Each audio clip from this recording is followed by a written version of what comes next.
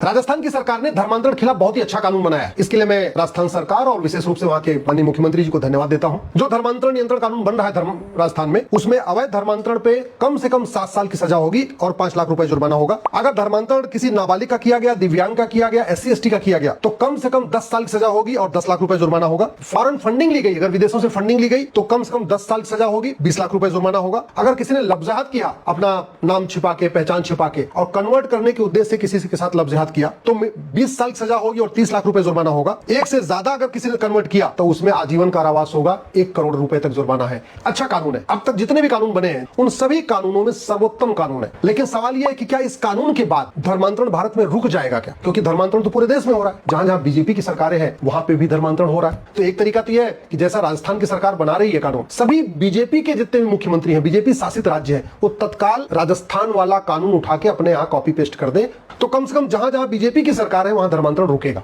कई राज्यों में बीजेपी की सरकार नहीं है तो फिर वहां क्या होगा? और फिर यूनियन टेरिटरी, भाई 28 राज्य है और 8 केंद्र शासित प्रदेश है। जो 8 यूनियन टेरिटरी है वहां तो कोई धर्मांतरण के लिए अलग से कानून ही नहीं है। वहां तो सिंपल पहले IPC चलती थी, अब BNS चल रही है। इसमें ऑफेंस रिलेटिंग टू रिलीजन तो है, ऑफेंस रिलेटिंग टू कन्वर्जन नहीं है। और धर्मांतरण से राष्ट्रांतरण हो रहा है, हमारा विचार बदल रहा है, सोच बदल रही है, त्योहार बदल रहा है, सब कुछ बदलता जा रहा है। इसलिए धर्मांतरण रोकने के लिए जैसा कानून राजस्थान की सरकार ने बनाया है वैसा ही कठोर कानून पार्लियामेंट में बनाया जाए। इसी BNS में एक नया चैप्टर जोड़ दिया जाए, ऑफेंस रिलेटिंग टू कन्वर्जन।